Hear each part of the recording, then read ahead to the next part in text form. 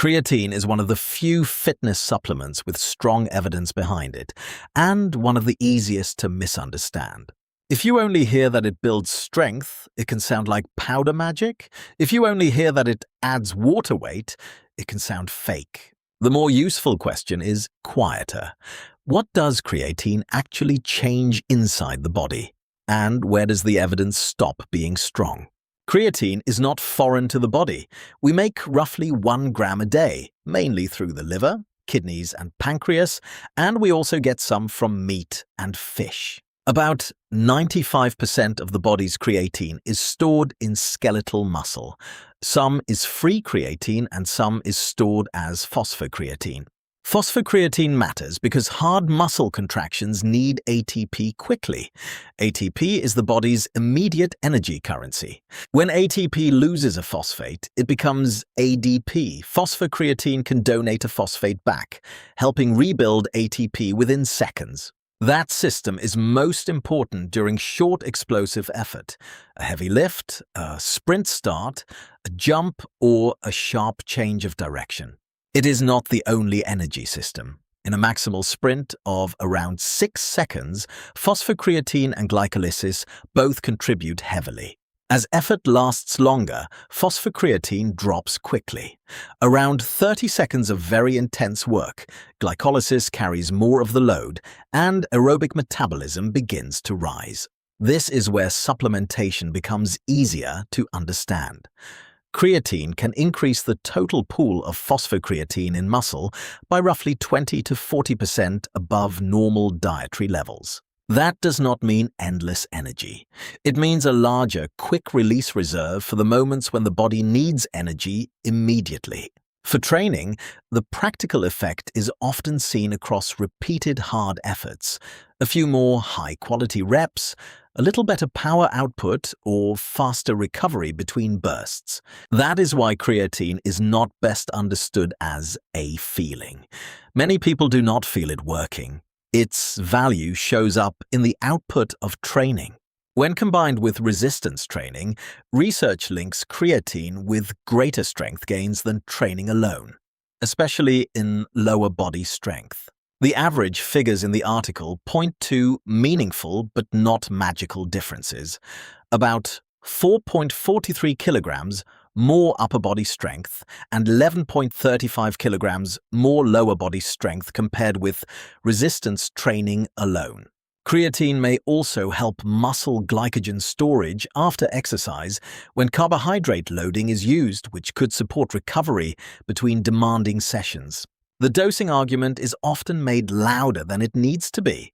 Loading and daily dosing are not two different supplements. They are two speeds of filling the same tank. A typical loading phase uses about 20 grams per day, split across 4 or 5 smaller doses for 5 to 7 days. After that, maintenance is usually 3 to 5 grams per day.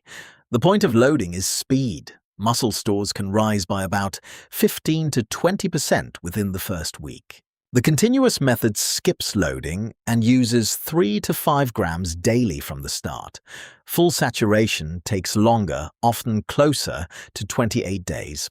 The evidence suggests loading may give a slight strength advantage in some comparisons, but those differences were not statistically significant in the article's summary.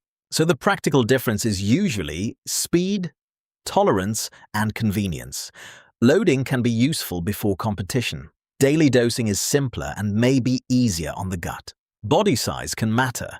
Some larger individuals may need more than 5 grams per day to maintain optimal stores, but higher ongoing doses are not automatically better for everyone. Not everyone starts from the same baseline. Diet, body size, sex-related physiology, training type, and life stage can all change how creatine fits the picture. Vegetarians and vegans are a clear example. Plant foods contain virtually no creatine, while an omnivorous diet may provide about 1 to 2 grams per day. Because their baseline stores can be lower, plant-based athletes may see more pronounced increases in total creatine, phosphocreatine, and lean tissue after supplementing. One extra synthesis detail matters. Low vitamin B12 can impair methionine synthesis, and methionine helps convert guanidinoacetate into creatine. That does not mean they need higher ongoing doses. The article keeps the same general protocols, either loading or consistent daily use. Product form still matters. Most modern creatine powder is synthesized and often vegan-friendly, but gelatin capsules may contain animal-derived gelatin. For women, the picture is more layered. Women may have higher intramuscular phosphocreatine concentrations than men, but lower natural synthesis rates and often lower dietary intake. Hormonal phases may also affect fatigue and fluid shifts. The article notes research where creatine reduced fatigue after sprint testing in the luteal phase, but not in the follicular phase.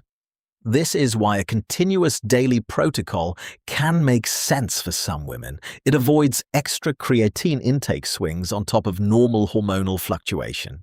Around menopause, creatine combined with exercise may also be relevant to bone tissue and physical function, although that belongs in the careful, context-specific part of the evidence.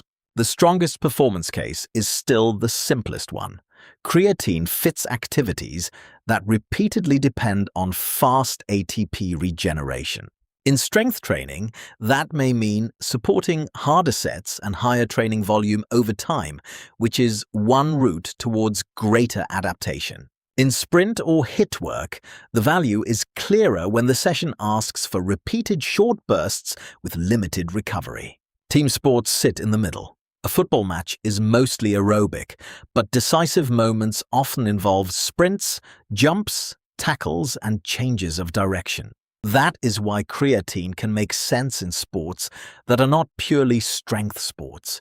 The benefit is tied to the repeated high-intensity moments, not the whole match minute by minute. For pure endurance, the evidence is weaker. Creatine does not appear to meaningfully improve maximal oxygen consumption, time trial performance, or steady exercise efficiency. But endurance athletes sometimes train strength, intervals, and recovery. That is where creatine may still be relevant, even if it is not an endurance shortcut. This is the point where evidence and marketing need to be separated. Creatine monohydrate is the form with the strongest research base. Blends with carbohydrates, proteins, caffeine, or other ingredients may sound more advanced, but the article notes that the literature has not shown these mixtures are more effective. The most common visible side effect is water retention, especially early on or during loading. A first-week gain of 1 to 2 kilograms can happen. That is not the same as fat gain. Creatine attracts water into muscle tissue, and the article notes these fluid changes usually normalize after about 4 to 6 weeks. Kidney concerns need careful wording. Creatine can raise serum creatinine because creatine turnover increases. In healthy people, long-term studies have not shown kidney damage from standard use. That does not remove context. People with existing kidney conditions, people taking medication, or people considering complex mixtures need professional medical advice before supplementing. Digestive discomfort is also more likely with large doses. Splitting doses and taking creatine with meals can make the loading approach easier to tolerate. So, creatine is not best framed as a miracle supplement, and it is not dismissed fairly as just water weight. The careful map is this. Creatine helps expand a fast energy reserve.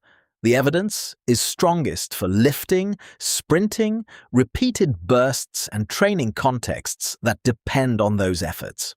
The evidence is thinner for pure endurance performance, more personal for baseline diet and physiology, and more cautious when medical context is involved.